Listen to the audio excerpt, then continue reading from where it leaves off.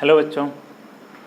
तो पिछली क्लास में हम लोगों ने देखा था कि सोडियम क्लोराइड का यूज करके हम लोग कैसे सोडियम हाइड्रोक्साइड, हाइड्रोजन और क्लोरीन बना रहे थे क्लोरअल्कली प्रोसेस में। आज हम लोग देखेंगे कि सोडियम क्लोराइड का यूज करके हम लोग बेकिंग सोडा कैसे बनाते हैं और फिर बेकिंग सोडा के यूज क्या क्या हैं। और ऐसा अब तक शायद ही कभी हुआ हो कि जब बोर्ड में बेकिंग सोडा से क्वेश्चन न आया हो। बेकिंग सोडा और ब्लीचिंग पाउडर दो ऐसे टॉपिक हैं जिससे कि क्वेश्चन किसी न किसी सेट में रहते ही हैं, एकदम फिक्स होते हैं क्वेश्चन। तो आइए देखते हैं बेकिंग सोडा। तो बेकिंग सोडा बनता कैसे है, इसका नाम क्या है। तो बेकिंग सोडा का जो केमिकल फार्मूला होता है वो है NaHCO3। अब ये NaHCO3 है तो इसको हम लोग sodium hydrogen carbonate, sodium hydrogen carbonate भी कहते हैं, या इसी को हम लोग सोडियम बाई कार्बोनेट भी बोलते हैं। सोडियम बाई कार्बोनेट ये इसके केमिकल नेम है, ये इसका ट्रेड नेम है। बनता कैसे है, बनाने के ही बहुत सारे प्रोसेस हैं। सॉल्वे प्रोसेस है क्या, बहुत सारे मेथड्स होते हैं जो एनसीईआरटी में दिया है। तो एनसीईआरटी में दिया है कि सोडियम क्लोराइड का कंसंट्रेट सॉल्यूशन हो, यानी सोडियम क्लोराइड का कंसंट्रेट सॉल्यूशन, यानी कि ये NaCl + H2O है और इसको सैचुरेट किया गया होता है अमोनिया से। सोडियम क्लोराइड का कंसंट्रेट सॉल्यूशन है जिसको कि अमोनिया गैस से सैचुरेट किया गया होता है, फिर उसमें हम लोग पास कराते हैं CO2, तो बनता है सोडियम बाई कार्बोनेट। कैसे बनता है, तो इक्वेशन कुछ इस तरह से लिखते हैं हम लोग, NaCl + NH3 + CO2, plus water तो है ही तो वाटर भी लिखेंगे, प्लस H2O, और ये बनेगा NaHCO3 + NH4Cl। ये अमोनियम क्लोराइड है। कभी कभी क्वेश्चन ऐसे भी पूछा जा सकता है कि इसका बाई प्रोडक्ट क्या होगा, तो बाई प्रोडक्ट यहाँ पर अमोनियम क्लोराइड है। तो इसका मेथड ऑफ प्रिपरेशन है। ये क्वेश्चन थोड़ा सा बड़ा लग रहा है फिर भी आसान है। सोडियम क्लोराइड का कंसंट्रेट सॉल्यूशन है जो सैचुरेटेड है अमोनिया से, उसमें हम लोग कार्बन डाइऑक्साइड गैस पास करा रहे हैं तो सोडियम बाइकार्बोनेट बन रहा है। ठीक है, तो ये तो मेथड ऑफ प्रिपरेशन हो गया। तो एक क्वेश्चन तो मेथड ऑफ प्रिपरेशन से भी बन सकता है। फिर इसके यूज बहुत ज़्यादा इंपॉर्टेंट है, सारे यूज इसके इंपॉर्टेंट हैं। देखिए कैसे कैसे यूज हैं। तो इसको मिटा दिया जा रहा है। देखिए यूज क्या है, तो पहला है as ingredient of antacid, as ingredient of antacid. तो हम लोग पहले ही पढ़े थे कि कोई भी अगर कार्बोनेट हो या बाइकार्बोनेट हो, जब उसका रिएक्शन एसिड के साथ होता है तो मतलब मेटल का बाइकार्बोनेट हो तो उसका मेटल का साल्ट बनता है, कार्बन डाइऑक्साइड गैस बनती है और वाटर बनता है। जैसे देखिए ये है, हम लोग एक जगह और इसको पढ़े थे जब हम लोग एसिडिटी वाला इंपॉर्टेंस ऑफ पीएच पढ़ रहे थे, वहाँ पर भी इस रिएक्शन को पढ़े थे। तो अगर मान लीजिए सपोज दैट अगर स्टमक में एसिड का सिक्रेशन ज़्यादा हो गया है जिसकी वजह से एसिडिटी हो गया है, यानी कि एसिडिटी होने का मतलब है कि HCl ज़्यादा हो गया है, तो ये HCl हो गया। अब हम लोग क्या ले रहे हैं, कोई ऐसा मेडिसिन यूज कर रहे हैं जिसमें सोडियम बाइकार्बोनेट है, क्योंकि ये एंटासिड का इंग्रेडिएंट हो सकता है। तो ये NaHCO3, तो जाहिर सी बात है ये इसके साथ रिएक्शन करके इसको न्यूट्रलाइज कर देगा। तो ये क्या बनाएगा, फिर NaCl + H2O + CO2। और जहाँ पर हम लोग ये पढ़े थे वहाँ पर हम लोग CO2 का आइडेंटिफिकेशन भी पढ़े थे कि अगर कहीं पर CO2 निकल रही तो उसका आइडेंटिफिकेशन कैसे करते हैं। लाइम वाटर से पास कराते हैं तो मिल्की कलर आता है। तो इस तरह से इसका यूज होता है एंटाएसिड के रूप में। ये पहला इसका यूज है, याद रखिएगा। नेक्स्ट इसका यूज है एज ए बेकिंग पाउडर, इसको इरेज कर दे रहे हैं, एज बेकिंग पाउडर। कैसे, एक चीज़ और हम लोगों के यहाँ याद रखना पड़ेगा कि बेकिंग सोडा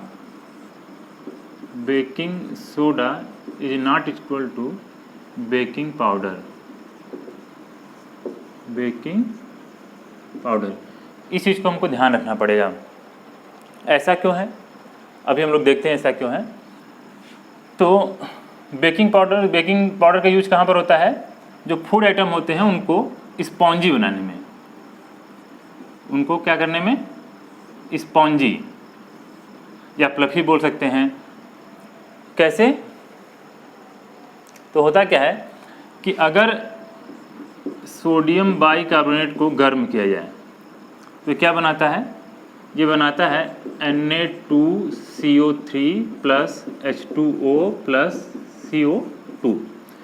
ये जो CO2 गैस बनती है यही फूड आइटम को स्पॉन्जी कर देता है, सॉफ्ट एंड स्पॉन्जी। यानी कि हम लोग क्यों डालते हैं बेकिंग सोडा का यूज क्यों कर रहे हैं फूड आइटम में? फूड आइटम को सॉफ्ट और स्पॉन्जी बनाने के लिए, सॉफ्ट एंड स्पॉन्जी। ऐसा क्यों हो रहा है? क्योंकि जब बेकिंग सोडा को हीट किया जाता है तो ये रिएक्शन होता है जिसमें कि CO2 गैस बनती है। उस CO2 गैस के बनने के कारण जो फूड आइटम होता है वो स्पॉन्जी हो जाता है। अब हमने ये क्यों लिखा है कि बेकिंग पाउडर बेकिंग सोडा दोनों एक ही नहीं है? एक्चुअली यहाँ पर है क्या कि देखिए रिएक्शन तो इसका हो रहा है, ये CO2 बन रहा है, लेकिन और ये क्या है, इसको हम लोग ने बेकिंग सोडा करके पढ़ा था। अब हमने इसको फूड आइटम में ऐड कर दिया, ऐड करने के बाद हीट हुआ होगा और फूड हमारा जो है वो स्पॉन्जी बन गया, ठीक है सब कुछ। लेकिन होता है क्या कि ये जो सोडियम कार्बोनेट बन रहा है इसका जो टेस्ट होता है ये बिटर होता है। तो जो फूड आइटम होगा उसमें बिटरनेस आ जाएगा। उस बिटरनेस को ओवरकम करने के लिए हम लोग क्या करते हैं, ये जो सोडियम बाइकार्बोनेट है इसमें हम लोग एडिबल एसिड कोई भी एडिबल एसिड ऐड कर देते हैं। वो एडिबल एसिड क्या करता है, इस सोडियम कार्बोनेट से रिएक्शन कर लेता है, तो ये जो होता है ख़त्म हो जाता है। इसलिए क्या होता है कि जो बिटरनेस आने वाला है वो उससे हम लोग बच जाते हैं। तो मान लीजिए अगर हम लोग टार्टरिक एसिड ऐड करते हैं, एडिबल एसिड होना चाहिए, मतलब जो एसिड हम लोग खाते हैं फूड आइटम्स के रूप में लेते हैं। तो सपोज दैट अगर हम लोग टार्टरिक एसिड लेते हैं तो टार्टरिक एसिड लेंगे तो ये इसके साथ रिएक्शन करके सोडियम टार्टरेट बना लेता है, सोडियम टार्टरेट। और ये सोडियम टार्टरेट जो होता है इसका जो टेस्ट होता है ये प्लीजेंट होता है, ये प्लीजेंट होता है। तो इस तरह से हम लोग सोडियम बेकिंग पाउडर का यूज करते हैं फूड आइटम को सॉफ्ट और स्पॉन्जी बनाने में। बहुत सारे फूड आइटम में स्वीट डिशेस में भी पड़ता है। तो लेकिन ये चीज़ याद रखना है हम लोगों को कि बेकिंग सोडा जो है ये है, अगर उसमें कुछ अमाउंट में एडिबल एसिड टार्टरिक एसिड पड़ गया हो तब उसको हम लोग बेकिंग पाउडर जानेंगे। तो हम लोग जो फूड आइटम्स में यूज करते हैं उसको हम लोग बेकिंग पाउडर बोलते हैं। वैसे जो लैब या किसी और दूसरी मेडिसिन में यूज होता है उसको हम लोग बेकिंग सोडा बोलेंगे। ठीक है, यहाँ तक हो गया। ये दूसरा यूज था, ये भी इम्पॉर्टेंट था। अब अगला है फायर एक्सटिंग्विशर के रूप में। फायर एक्सटिंग्विशर के रूप में कैसे यूज होगा, देखिए फायर एक्सटिंग्विशर मतलब फायर एक्सटिंग्विशर से मतलब है हम लोगों का अग्निशामक यंत्रों में कैसे यूज होगा। फायर एक्सटिंग्विशर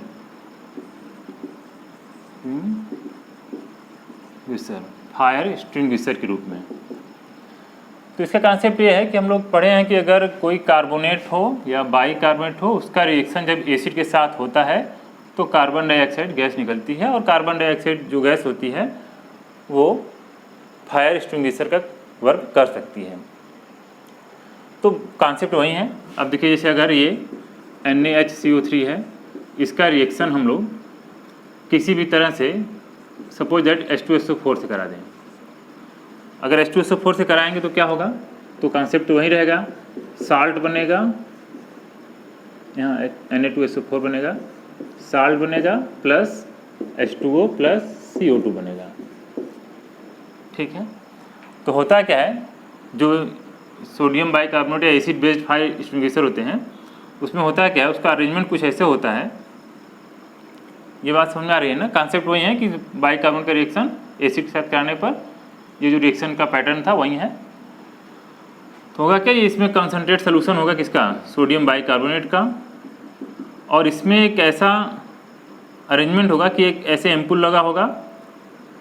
एम्पुल का मतलब एक कोई पॉट है, इसमें H2SO4 रखा है, H2SO4 रखा है, और इसका ट्रिगर क्लिक करने का ऐसा मेथड होगा कि जैसे ट्रिगर क्लिक हो ये जो H2SO4 इसमें आ जाए, और अगर ये H2SO4 इसमें आएगा तो जाहिर सी बात है वो CO2 बनेगा, और जब CO2 बनेगा तो ये एज ए फायर एक्सटिंग्विशर की तरह वर्क करेगा।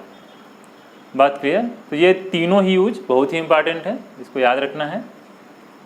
और अगर समझ में आ रहा है तो चैनल को सब्सक्राइब जरूर करिएगा। नेक्स्ट हम लोग पढ़ते हैं ब्लीचिंग पाउडर। ब्लीचिंग पाउडर दोनों ही इंपॉर्टेंट है, ब्लीचिंग पाउडर भी और बेकिंग सोडा भी इंपॉर्टेंट है। इसके बाद ये भी हम लोगों को पढ़ना पड़ेगा प्लास्टर ऑफ पेरिस। तो ये है, बेकिंग सोडा खत्म हो गया, आते हैं ब्लीचिंग पाउडर पर।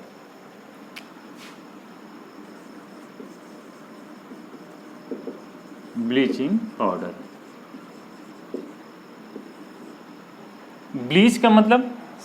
ब्लीच का मतलब होता है डिस्कलर करना।